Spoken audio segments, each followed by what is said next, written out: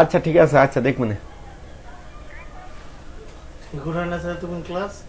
না বললে তো রেকর্ডেই দেয়নি। হালকা করে একটা দেখা দিয়ে দেন হ্যাঁ এবার দেন সমস্যা নেই।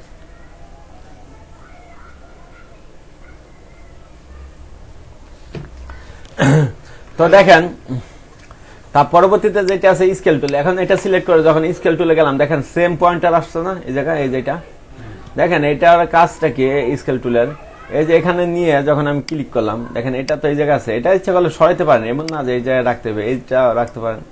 এখন দেখেন এখানে রেখে, দেখেন এখানে যদি ই করি, বাড়াই কমাই, কি এখানে নিচের এই অংশটা লক আছে। তো এটাকে যদি আরো ভালোভাবে বুঝতে চাই, আমরা অল্টার চেপে এখানে একটা ক্লিক করে দেখেন এইভাবে আর একটা স্কেলের মতো এরকম চলে আসছে, হরিজন্টাল চাচ্ছে, দেখেন বাড়াইতে পারতেছি, মানে ওই কাজটাই আর কি, এটাকে যেটা করলাম ওইটাই, এই যে কপি করে ফেললাম। তো এইটাই আর কি স্কেলের কাজটা হলো, এই যে স্কেলটা ক্লিক করব,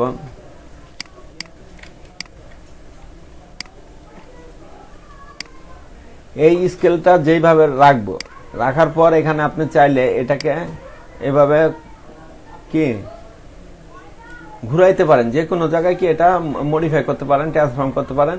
পাতের উপর ক্লিক রেখে, হ্যাঁ পাতের উপর বা যেখানে ক্লিক করেন, এটা কি এই নিচের এই জায়গাটা কি লকই থাকবে। আবার এটার মধ্যে আরেকটা অপশন আছে, এই যে শেয়ার টুল।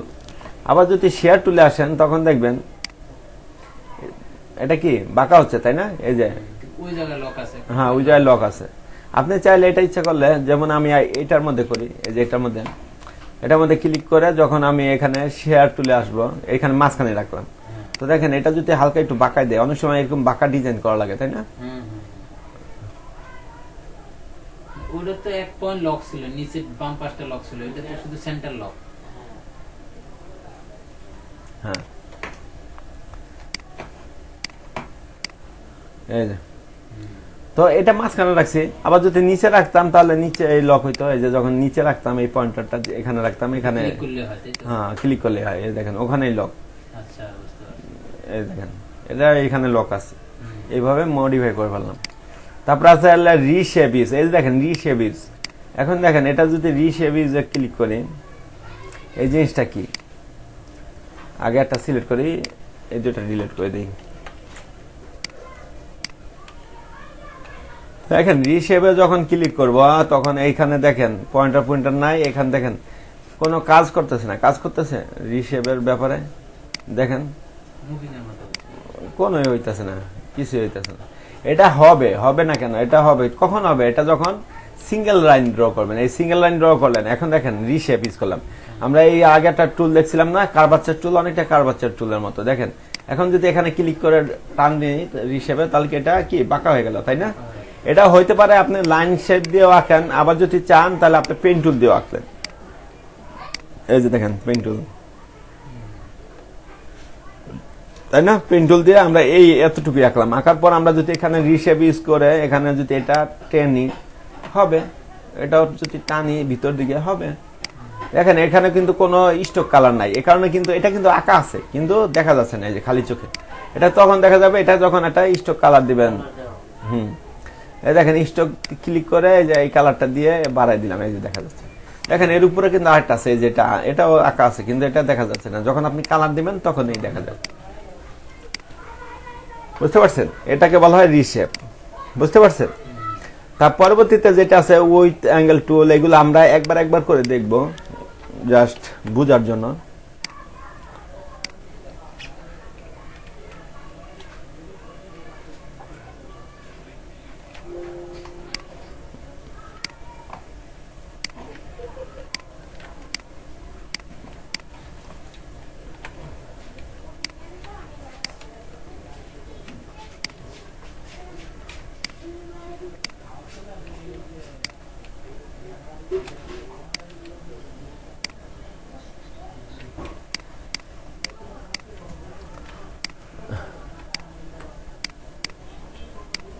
এখন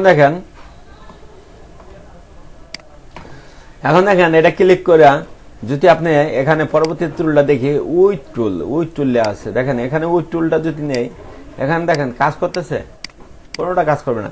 এই উই টুলটা কাজ করে অনেকটা হলো রিশেপের, এটা কি শেপ দেখলাম, রিশেপের মতো স্টকে কাজ করে। দেখেন এটা যখন ঘুরাই ফেললাম, এখানে স্টক দিলাম, তাই না?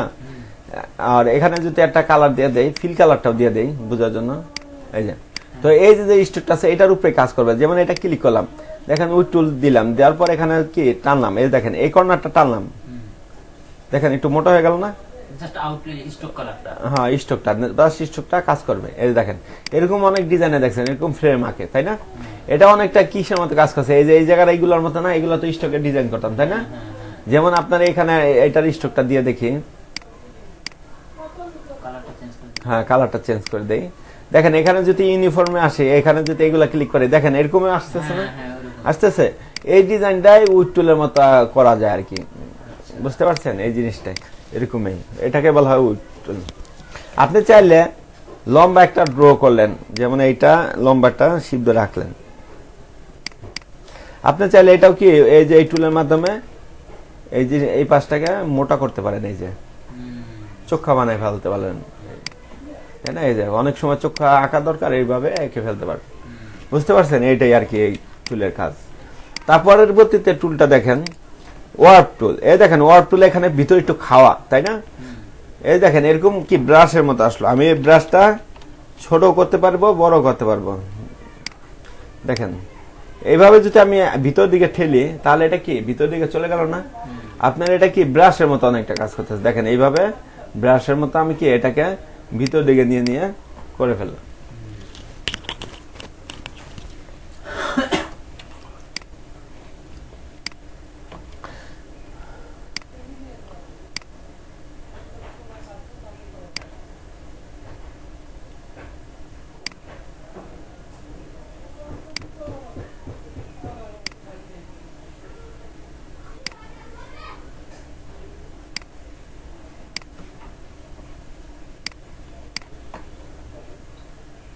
তো এইভাবে এটা আঁকে। তার পরবর্তীতে টুলটা দেখি আমরা, ট্রায়াল টুল। এই ট্রায়াল টুলের কাজটা কি, এখানে যে কোনো কর্নার ধরবেন, ক্লিক করে ধরে রাখবেন, এইভাবে কি আপনার পেঁচাবে শুধু,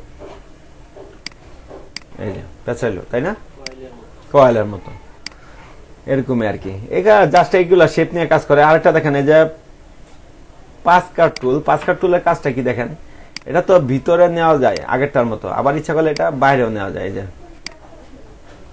যেমন আগের টুলটা দেখি এটাকে কি বাইরে নেওয়া যাইতো কিনা, যেমন সিলেক্ট করে নেই আগে একটা, এটা সিলেক্ট করে এই টুলটা দেখি, হ্যাঁ দেখেন এটাও কিন্তু বাইরে যাচ্ছে, তাই না? সেম কাজই করতেছে, জাস্ট দিয়ে দিছে আর কি। দেখেন ভিতরের দিকে দেওয়া যাচ্ছে। তো এরকম দেখেন মোটামুটি একটা ফুলের মতো হয়ে গেছে। তো এই জিনিসটা আসলে এরকম কিছু আর্ট করার জন্য ব্যবহার করা হয়। তারপর আছে ব্যালট টুল। ব্যালট টুলের কাজটা কি দেখেন, সেম ওইটার মতো। এই দেখেন এই যে হ্যাঁ ক্লিক করতেছিলাম, ক্লিক করতেছে, এই যে জাস্ট ক্লিক, এগুলো সব ক্লিক। দেখেন বাইরের তো ক্লিক করলে ভিতরে ঢুকে, আর ভিতরটা যদি ক্লিক করি তাহলে কি বাইরে আসে, এই আর কি। এগুলো একবার একবার করে দেখবেন, জাস্ট ক্লিক করলেই হয়। এটাকে অল্টার চেপে অল্টার চেপে নিয়ে আসি, হ্যাঁ দেখেন। তার পরবর্তীতে যে টুলটা আছে সেই টুলটার কাজ দেখি আমরা, এই যে স্কেলপ টুল। স্কেলপ টুলের কাজটা কি সূর্যের মতো অনেকটা, তাই না? এই যে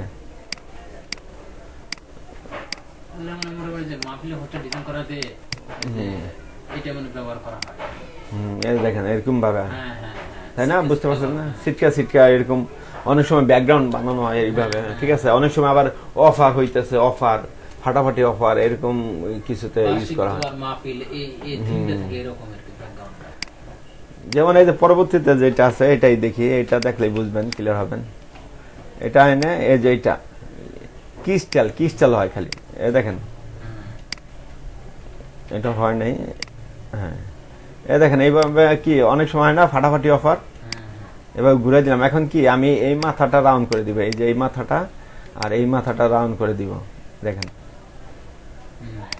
তাই না? ফাটাফাটি অফার বা ডিসকাউন্ট অফার এরকম ব্যবহার করা হয়। আবার আপনি চাইলে কি এখান থেকে ইলিশ টুলটা নিয়েও কি ড্র করতে পারেন। যেমন এইখানে ইলিশটা ব্যবহার করলেন, ব্যবহার করার পর এই যে কি স্টাইল দিতে যাচ্ছেন, এই যে, তাই না? এটা কালার গুলো দিয়ে দেয় ইয়েলো কালার, এই যে এরকম ভাবে দিয়ে রাখে, হ্যাঁ ফাটাফাটি অফার, আকর্ষণ করার জন্য এরকম অনেক কিছু আর কি এইগুলো বানানো যায়। তারপর দেখেন এই যে রিঙ্কেল টুল, রিঙ্কেল আর কি বানায় এটা দিয়ে, এটা এনে দেখাই রিঙ্কেল। এই দেখেন এই জায়গায় ধরে রাখবেন, জাস্ট এখানে কি যে এখানে এইটা আমি আঁকতে চাচ্ছি, তাহলে এটা ধরে এইভাবে ক্লিক করে রাখবেন, এটা ধরে ক্লিক করে রাখবেন। এই দেখেন উপরটা, আবার নিচেরটা ধরি, নিচেরটা হচ্ছে ক্লিক করে ধরে রাখতে হয়। হ্যাঁ ক্লিক করে ধরে রাখবেন, যত ধরবেন তত কম্পন হবে আর আস্তে আস্তে হইতে থাকবে। হ্যাঁ আবার একটু উপর নিচে দিলে ভিতর ঢুকবে, বাইরে বাইরে হবে, এরকম আর কি। এই যে উপরে যেমন ঘষতেছি তাই না, রাবারের মতো ঘষতেছি। হ্যাঁ এই যে দেখেন, তো এইগুলা দিয়ে এরকম মজার মজার জিনিসগুলো আঁকা যায়, শেপগুলোকে আর কি মডিফাই করা যায়। এগুলো মূলত শেপগুলো মডিফাই কাজে ব্যবহার করা। স্যার আমি আজকে একটু পর্যন্ত পিক্সেল বলে দেখা যায় এটা রেকর্ড হয় নাই স্যার। যে লোগোটা লোগোটা লোকগুলো যে লোকগুলো তাহলে ভালো তো না। লোগোটা আমরা মেয়ের গুলো ওরা তো দেখবে স্যার, ওগুলো পিক্সেলগুলো পিছটা। তারপর দেখেন দেখাইতেছি সিরিয়াল বাই আসুন। তো ফ্রি ট্রান্সফর্মের কাজটা কি ওইটা আমরা দেখি। তো এখানে আপনার রেক্টেঙ্গেল শেপ আঁকি। তারপরে দেখেন এখানে যদি আমি এখানে ফ্রি ট্রান্সফর্ম আসি, ফ্রি ট্রান্সফর্ম দেখেন এখানে কিন্তু ফ্রি ট্রান্সফর্মের সাথে সাথে এখানে কিন্তু কতগুলো কি চলে আসলো, এটা হলো চেইন লক তাই না। আর এখানে আরেকটা আছে ফ্রি ট্রান্সফর্ম, এখানে আছে হলো পার্সপেক্টিভ ডিস্ট্রয়েড, আর আছে কি ফ্রি ডিস্ট্রয়েড গুলো আমরা দেখছি তাই না, ফটোশপে দেখছিলাম। আবার ফ্রি ট্রান্সফর্মটাও কিন্তু দেখেছিলাম। যেমন ফ্রি ট্রান্সফর্ম কি এখানে আছে কি পয়েন্টারটা, যদি আমি এখান থেকে এটা টানি তাহলে কি বড় হচ্ছে না, এখানে কিন্তু লকে আছে তাই না। আবার এখানে যদি টানি বড় হচ্ছে, এটাকে বলা হয় ফ্রি ট্রান্সফর্ম। এটা যদি আবার এই কর্নার রাখেন, কর্নার রাখে যদি এটাকে এইভাবে রাখেন, তাহলে এই কর্নার কি লক থাকবে, বাকিটা কি আপনি ছোট বড় করতে পারবেন। এই যে আবার ঘুরাইতেও পারবেন, এই যে ঘুরাই দিলেন, বুঝতে পারছেন। তো এরকম জিনিসটা হ্যাঁ এই আর কি। আরেকটা আছে পরবর্তীতে যেটা, সেটা হলো আপনার দেখেন এক সাইড নিচে আর এক সাইড উপরে। এটা আমি অন্য আরেকটা শেপ আঁকি দেখাই, তাহলে আপনারা বুঝবেন।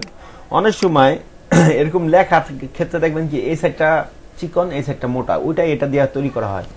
যেমন আমি আবার যদি যাই এখানে ফ্রি ট্রান্সফর্মে, এখানে ক্লিক করে এটা, তো দেখেন এটাকে যদি আমি এই সাইডে রাখি, মানে এই সাইডটা লক থাকবে। আর এইখানে যদি এটা বড় করি, তাহলে এখানে কি বড় হচ্ছে না।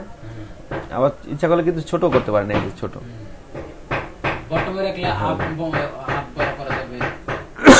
এই যে এইভাবে যদি দেই, এটা দেখেন একটা মাইক আঁকা হয়ে গেল। হ্যাঁ স্পিকার সিস্টেম এইভাবে যদি আঁকি, এখন এই চাই কোণটা কি আমি রাউন্ড করে দিই, দেখেন কি হইলো, আপনার মাইক আঁকা হয়ে গেল। মাইকের আইকনের মতো দেখা যাচ্ছে না, মাইক।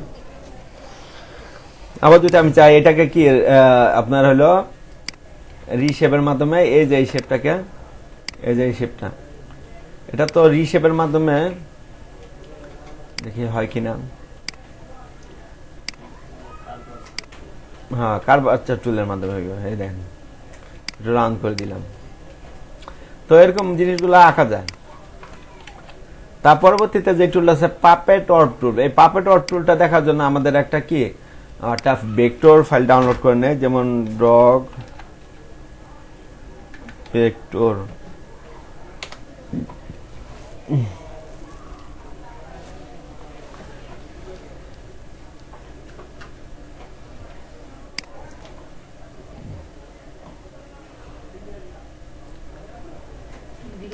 মাঝে মাঝে বিরক্ত করা আসে, মন মতো সিস্টেম পাওয়া যায় না।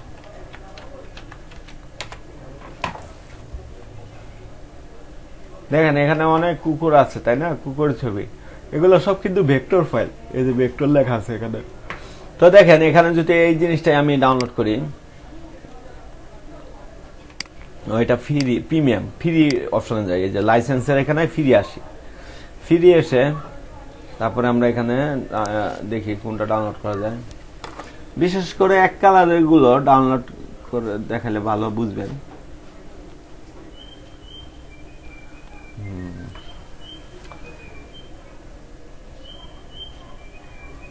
এটাই ডাউনলোড করে দেখি।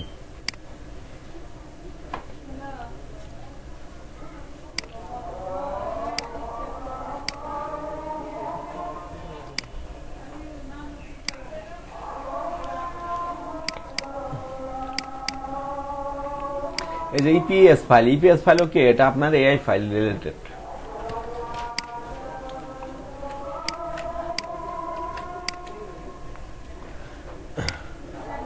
এখন দেখেন এখানে এই পুরোটা আমি জয়েন করে দেই, সবচেয়ে ভালো হয়। এটা আলাদা আলাদা তো এইভাবে জয়েন করে নিলাম। তো দেখেন এখানে লেজারটা এইভাবে আছে, আপনি চাইতেছেন এই লেজারটা সোজা করে নিচে আনবেন, এটা কি পারবেন? এখন হবে? হয় না, পুরোটা ঢুকে, তাই না? আবার যদি আপনি ডিরেক্ট সিলেকশন দিয়ে টানেন এইভাবে, একে এইভাবে আনেন, দেখেন ভালো হইতেছে, কেটে গেল না এখান থেকে। হ্যাঁ, তো এই জিনিসটা সমাধান করার জন্য পাপেট টুলটা ব্যবহার করছে। এই দেখেন আমরা যখন পাপেট টুলটা যাওয়ার পর এরকম একটা বিন্দু আসবে, এরকম জালি জালি নেটের মতো আসবে। তো এই জিনিসটা ক্লিক করলে এটা থাকবে লক, মানে এই জায়গাটা লক, বা এখানে ক্লিক করলাম এটা লক হয়ে থাকবে। এখন দেখেন আবার এটা ধরে এই যে এই জায়গাটা আছে এখানে ধরে কিন্তু এখানে নিচের দিকে সহায় দিতে পারবো। এই যে আবার দেখেন এখানে ক্লিক করব, ক্লিক করে এই জিনিসটা একটু মোটা করে দিব, কারণ চিকন হয়ে গেছে, তাই না? হ্যাঁ, কুতালে বাঁকাই থাকে, দেখেন। হ্যাঁ, নিচের দিকে আনলাম, এরকম চাইলাম আর কি, এরকম পারবো। আবার দেখেন এখানে এই পাটাকে চাচ্ছি আমি একটু উপর দিকে নিতে, মানে এখানে একটু ক্লিক করলাম, তারপরে এখানে একটু দেখেন এটা নড়তেছে না পুরাটা। তো এটা লক করার জন্য এখানে লক করতে হবে। হ্যাঁ, এখানে লক বাটন ক্লিক করতে হবে, তাহলে এই জায়গাটা লক থাকবে। এখন দেখেন উপর দিকে কিন্তু নড়তেছে না, জাস্ট পা দুইটাই। হ্যাঁ, আবার যদি এই পাটা চাইতাম আমি লক করতে, এটা ক্লিক করে এটাও লক করে রাখতাম। এই যে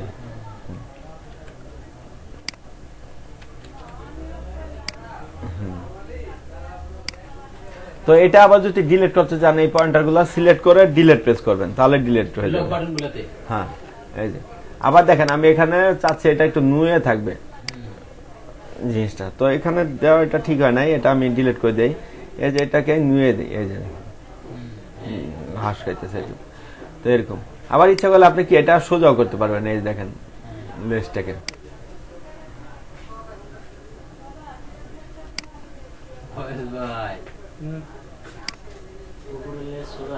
আবার একটু বাইরে আসলে এটা রোটেট করতে পারবেন, এই যে রোটেট, বুঝতে পারছেন? তো এইগুলো আর কি আপনার ভেক্টর ফাইলটা বিভিন্ন আকৃতি দেওয়ার জন্য এটা আর কি। তো আজকে এই পর্যন্ত থাক, বাকিগুলো আমরা নেক্সট ক্লাসে দেখবো, ঠিক আছে? হ্যাঁ, রেকর্ড যেটা হয় না ওইটার একটা দেখাই দিচ্ছি। যেমন আমরা কি করছিলাম, আমরা বিকাশের সম্ভবত না রবির আমরা কি দেখছিলাম কিভাবে আঁকে। তো আমরা পলিগন টুল নিছিলাম, পলিগন টুল নেওয়ার পর এটাকে কি করব, আমরা রোটেট করে দিব, তাই না? এই যে তো এগুলো এখানে রোটেট করে দিলাম। তো আমরা দেখেন পাথ ফাইন্ডার দিয়ে এটা কাটবো, তো এখানে মাঝখানে কোনো স্ট্রাকচার নাই, তাই না? পাথ নাই। তো সেই ক্ষেত্রে আমরা কি এখানে লাইন সেগমেন্ট টুলটা নিয়ে কি করব, এখানে এগুলো এঁকে দিব। ধরেন সরি, এখানে এটা বাইরে ক্লিক করে এই যে পয়েন্টার অ্যাঙ্কর পয়েন্ট, এই অ্যাঙ্কর পয়েন্ট টু এই অ্যাঙ্কর পয়েন্ট, এই অ্যাঙ্কর পয়েন্ট টু এই অ্যাঙ্কর পয়েন্ট, এই অ্যাঙ্কর পয়েন্ট টু এই অ্যাঙ্কর পয়েন্ট। এই দেখেন সবগুলো সিলেক্ট করলাম, সবগুলো সিলেক্ট হইল না? হ্যাঁ, সিলেক্ট হওয়ার পর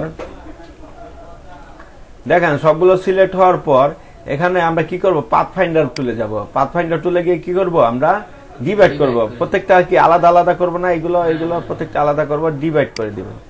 দেখেন ডিভাইড করার পর কি হইলো, এটা ডিভাইড হয়ে গেছে, আমরা আনগ্রুপ করে দিব, ডিভাইড। তো এই যে প্রত্যেকটা কি আলাদা আলাদা হইতেছে না? হ্যাঁ, এটাকে সিলেক্ট করে এই সাথে লাগাই দিব উপরে। তার জন্য কি এখানে সিলেক্ট করে আমরা কি করব, রোটেটে ক্লিক করব। তারপরে এই যে অ্যাঙ্কর পয়েন্ট এখানে অল্টার প্রেস করে এখানে মাউসের লেফট বাটন ক্লিক করব। দেখেন এখানে কিন্তু এই সাইডে রোটেট হয়ে গেল, রিফ্লেক্টের মতো হয়ে গেল। তো আমরা এখানে এইভাবে এখানে 120 দিলে কি এটা হয়ে যাবে অ্যাঙ্গেল, এটা বিভিন্ন অ্যাঙ্গেল পুরোটা ঘুরানো যায় আর কি। মেইন পয়েন্ট এটা লক থাকবে আর বাকিটা ঘুরবে। তো এই যে ওকে দিলাম, এই যে দেখেন এখন প্রত্যেকটা জিনিস কালার করে দিতে পারবেন। যেমন আপনি এখানে রবির ছবি যদি আনেন,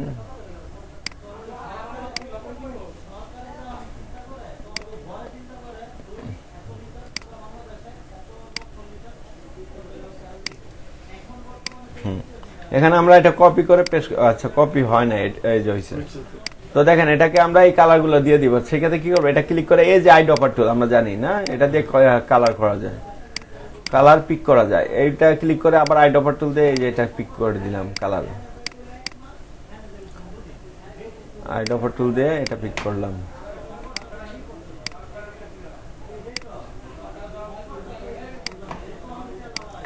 এই যে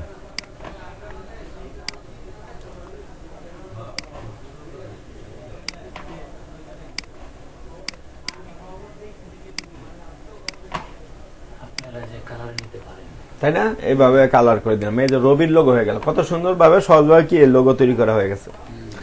তো এইগুলোই আপনারা দেখবেন, ঠিক আছে। নেক্সট ক্লাসে বাকি টুলগুলো আলহামদুলিল্লাহ শেষ হয়ে যাবে। পরবর্তী ক্লাস থেকে আমরা কি ডিজাইনে চলে যাব। আরো টুকিটাকি কিছু আছে, অ্যালাইন, এগুলো যখন আমরা ডিজাইনে যাব তখন আস্তে আস্তে কি দেখে নিব।